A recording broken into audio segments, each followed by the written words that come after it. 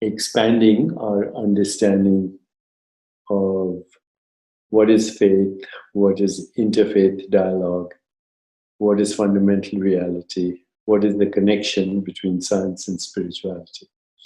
So before I start, I want to just thank uh, this wonderful organization, but especially His Holiness Dalai Lama, whom I've known now, intermittently met for over 35 years. Very grateful for all the enlightenment he has brought to the world and all the deeper understanding that he has brought about what is reality, what is the connection between science, awareness, consciousness, spirituality. I can think of no other spiritual luminary on our planet who has given us a better understanding of what true well-being means, what enlightenment means, and what is the nature of fundamental reality. So right now, if you go on the internet and you type out the following question, the question is, what are the 125 open questions in science? You'll see that the first open question in science is, what is the universe made of? And it's an open question because 96% of the universe is basically made of entities that are not physical entities as we know them, which means that 96% of the universe is totally mysterious. It's called dark energy and dark matter. 70% of the universe is dark energy, a force that is presumably expanding the universe, the space between galaxies, faster than the speed of light. That leaves about 30% of the universe which remains, of which 26% is another mysterious entity called dark matter. And dark matter is so called because it's invisible, and it's invisible because it's not atomic. Everything that we know in existence on the physical level is made up of atoms. Your body is made of atoms. Atoms are seen because photons bounce off them. In other words, everything physical radiates or refracts or reflects light. Dark matter does none of the above, so we don't know what it is. People are suggesting various kinds of non-atomic matter. That leaves only 4% of the universe, which remains, of which 99.999% is invisible interstellar dust. So the visible universe is 0.01% of what's out there. 0.01% of what's out there. That's pretty remarkable, considering that the visible universe, according to our current science, could contain 2 trillion galaxies, 706 trillion stars, and uncountable trillions of planets. That's 0.01%. So given that, planet Earth would be not even a speck of dust in all the beaches of planet Earth, comparatively. We are not even a speck of dust in what now appears to be the junkyard of infinity. We've created it. But the problem with the atomic universe is that it also, atoms are made of particles, which are made of smaller particles. And the mysterious thing about these particles is that unless measured, they remain invisible. In other words, they don't even exist until measured. So what's the universe made of? It's made of nothing. Now, if it's made of nothing, then that brings up the second open question in science, which is, if it's made of nothing, why does it look like all this? Why does it look physical? It's made of colors, shapes, forms, textures, objects, force fields, atoms. None of those things are actually direct experiences of matter.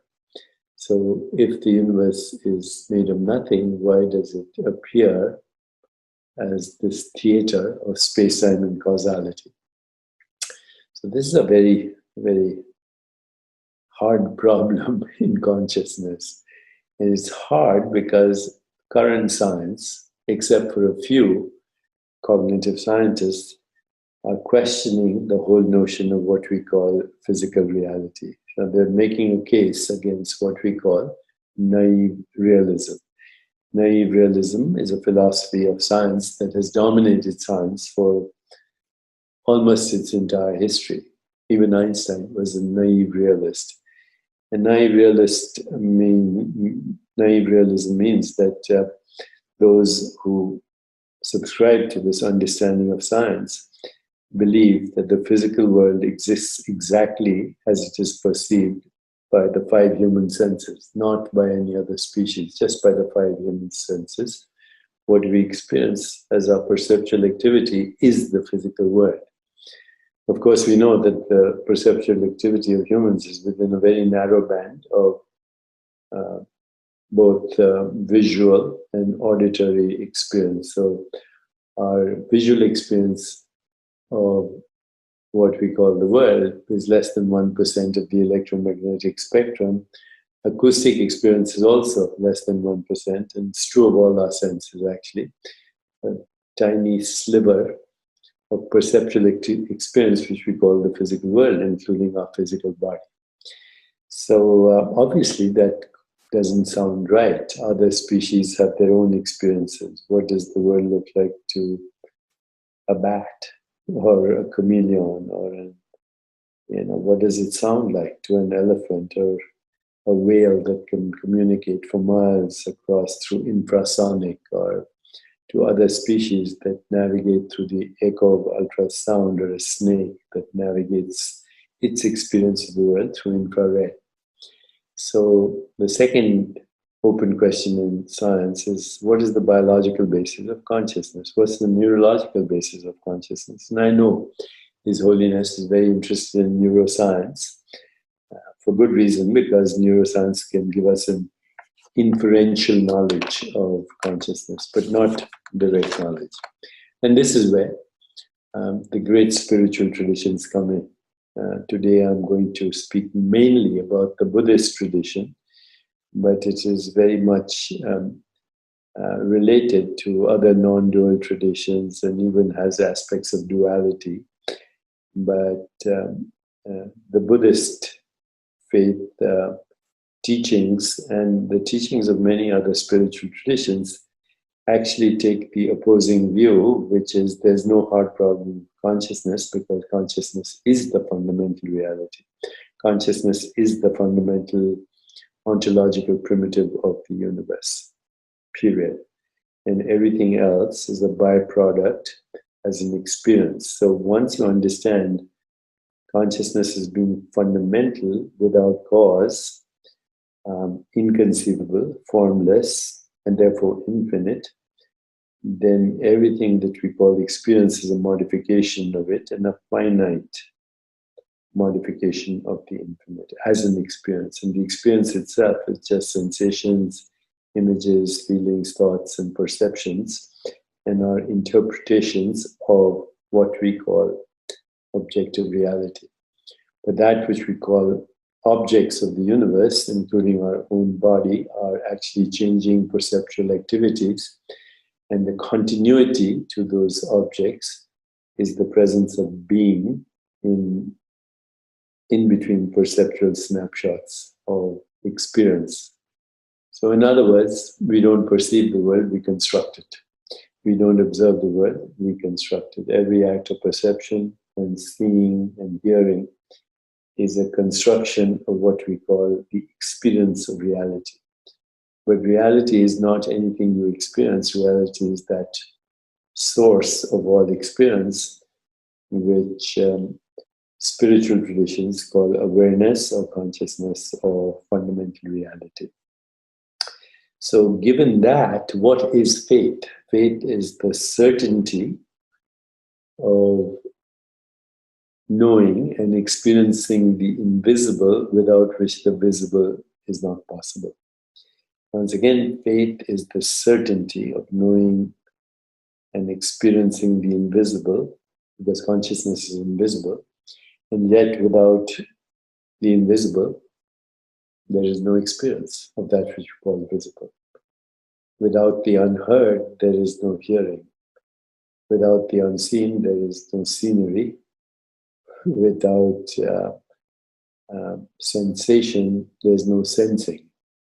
So consciousness is modifying itself into modes of knowing and experience that we end up calling body, mind, and physical universe, changing intermittent stream of sensations, perceptions, images, feelings, thoughts, all coming from a deeper source, which is our own consciousness. Going to the source of all experience is what we call yoga. As we know, Gautama Buddha, before he became the Buddha, experimented with yoga and understood the deeper traditions of yoga, understood the difference between the physical body, which is made of matter and energy. It's called in Sanskrit Sthul Sharir, Sukshma Sharir, Sthul Sharir. Sthul means gross, physical, made of vital energy, prana, and the physical body, made of food, recycling as the body. But then a subtle body of mind, intellect, ego, which actually is more fundamental than the physical body, which is a projection of the mind, intellect, and ego. And then going behind that to the causal body of awareness. And of course, there is unbounded awareness or limitless awareness, and then there is finite awareness as projected by biological organisms or sentient beings.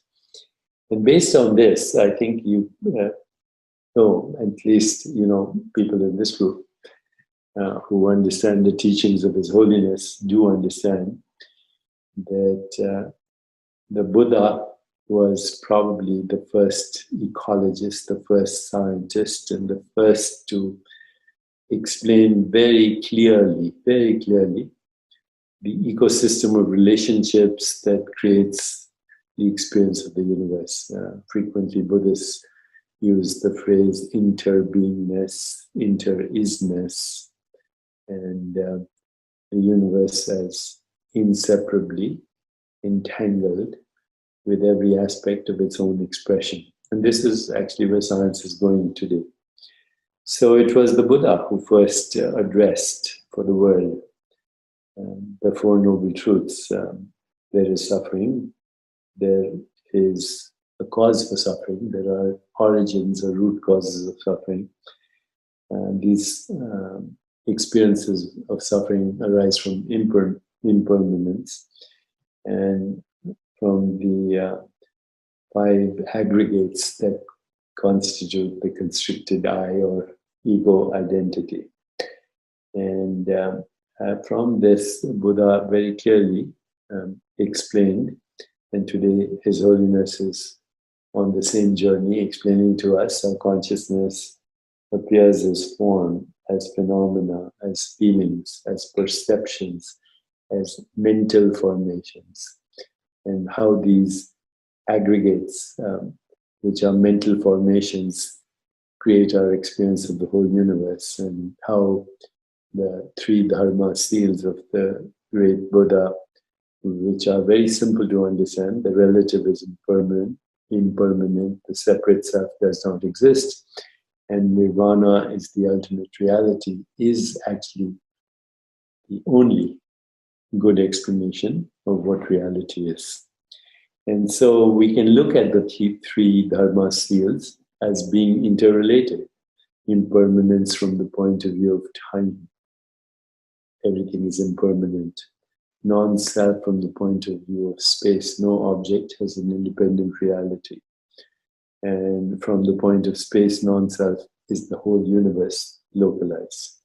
And then the great Buddha also showed us the path to enlightenment, right view, right thinking, right speech, right action, right livelihood, right effort, right mindfulness, and right focus of attention. In these little prescriptions is the key to freedom and liberation and good health and well-being and everything that we call experience, whether it's personal experience of the body, experience of the mind, experience of mental space, experience of the web of relationships, experience of the ecosystem, experience of the universe.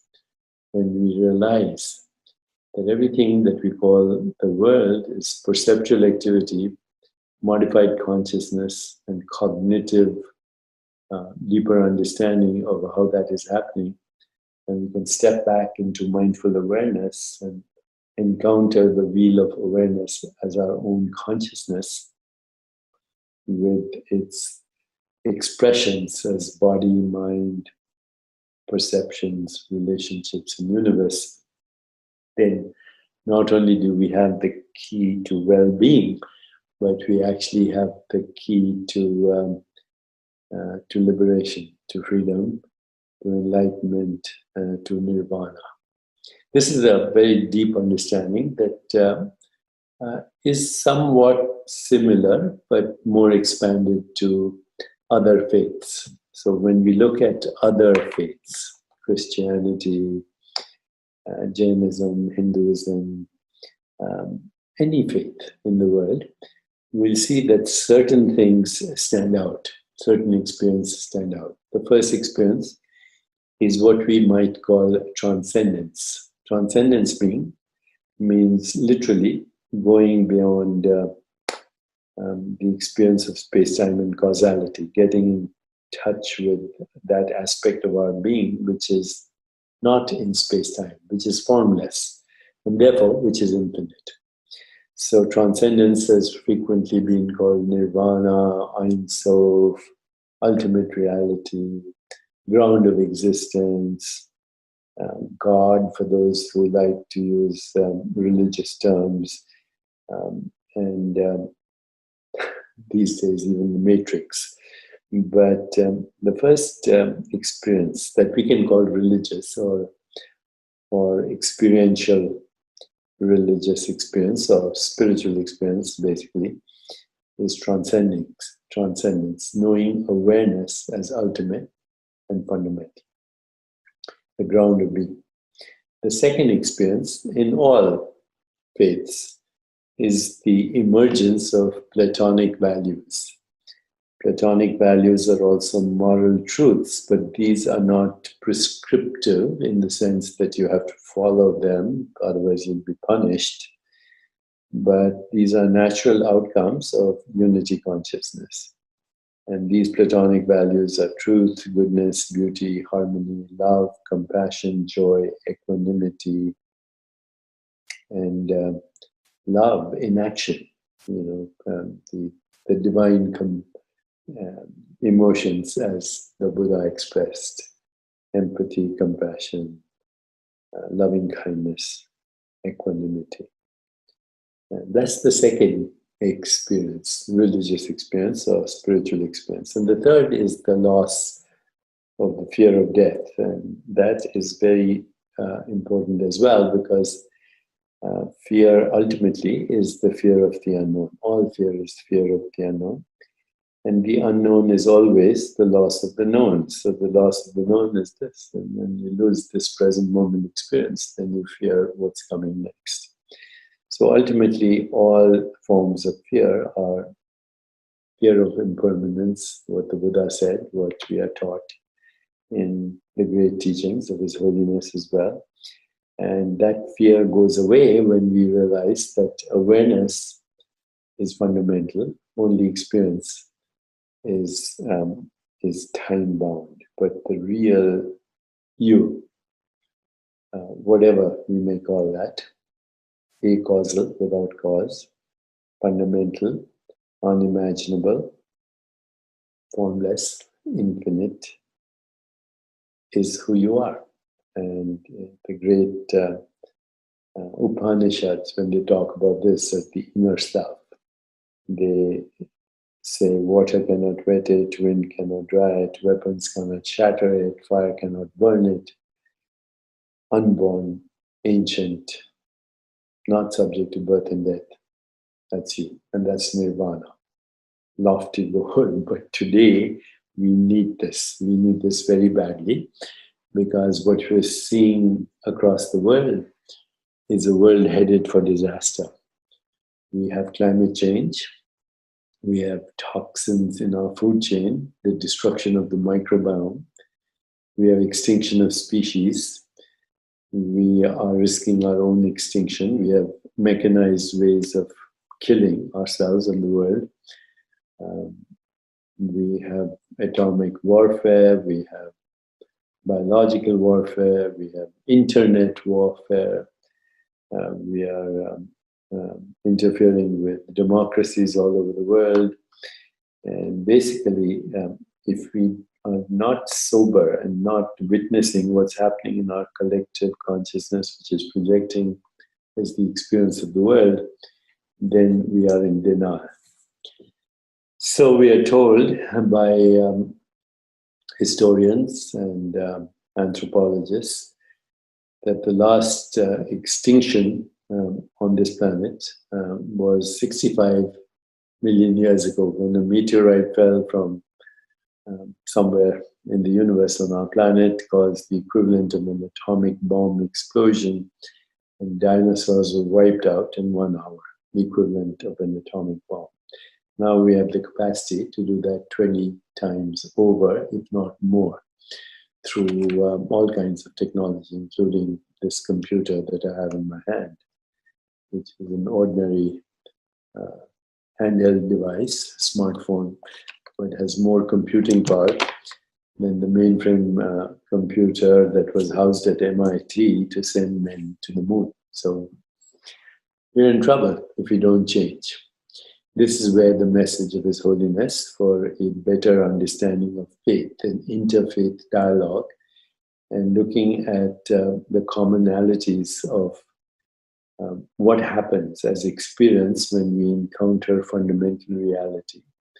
That is our only sane recourse to a more peaceful, just, sustainable, healthier, and joyful world.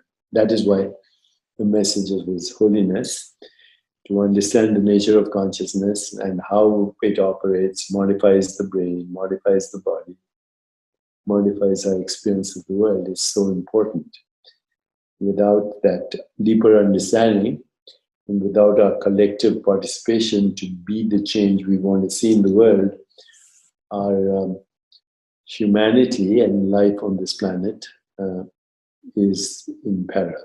So we are in perilous times, but as has been said in many faith traditions as well, where there is danger, there is opportunity.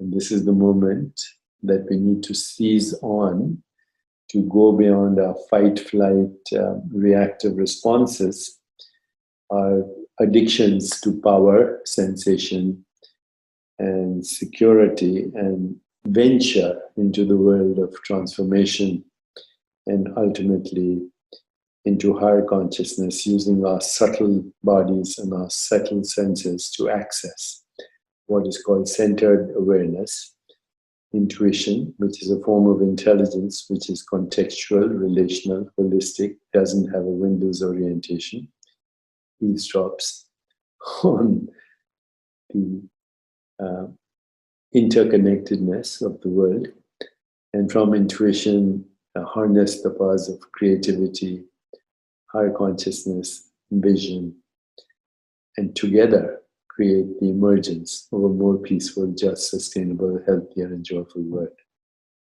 So many scientists today are also talking about a phenomenon called emergence. And I think what His Holiness has done in the last 35, 40 years that I've seen him at conferences and holding gatherings with scientists, philosophers, humanitarians, philanthropists, and social scientists, is what he's been leading, His Holiness, is actually emergence. Emergence happens when you have shared vision, when you have maximum diversity of talent, but also maximum diversity of faith-based institutions, but also when you have scientists, cosmologists, neuroscientists, geneticists, biologists, all with a shared vision. And so right now, I think the shared vision has to be, we have no choice, a more peaceful, just, sustainable, healthier, and joyful world. And then if we have that shared vision, and if we can all emotionally and spiritually bond together with that shared vision, we expose maximum diversity to that vision, maximum diversity to that vision, complement each other's strengths, have an open, transparent feedback loop system, and incubate together and be the change we want to see the world in, be the change collectively together. That critical mass of consciousness could indeed save the world. So in the midst of this pandemic, as we are all sheltering in a way, as we return to our, what can we call them, homes, cages, ashrams, sanctuaries, you look outside the window and the ecosystem is repairing itself. Birds are singing, bees are back.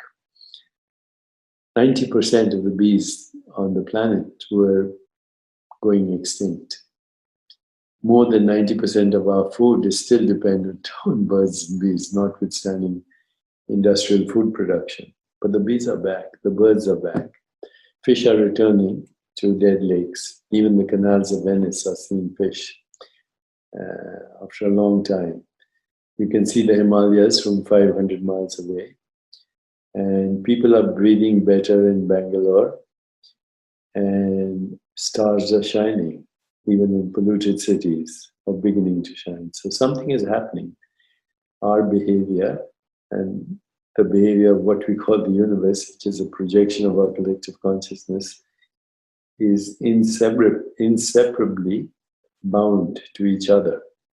So when we go back after this pandemic is over, if you have a little less hubris, if you have more humility, if we listen to the teachings of His Holiness Dalai Lama and the traditions of Buddhism and all the great faith-based traditions, then indeed, collectively, through a deeper understanding of our self and how it modifies itself into experience, mind, body, perception, universe, through that deeper understanding and reaching a critical mass through emergence, indeed, we can give birth to a more peaceful, joyful, sustainable, healthier world. And so with that, it is a great honor and privilege for me to thank many people, but most importantly, His Holiness the Dalai Lama, a great luminary of our times and great leader of our times, and also his entire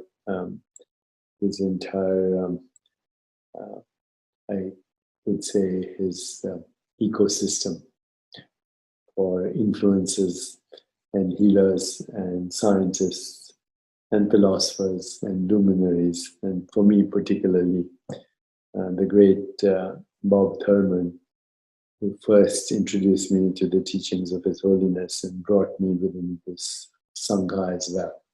So my final message, my friends, as the Buddha said in times of crisis, take refuge in the Sangha. We are in a beautiful Sangha here. Take refuge in the Dharma, the higher calling, and take refuge in the Buddha, the expanded teachings of the Eightfold Path to enlightenment. Thank you very much, and a great honor to be with all of you. Namaste.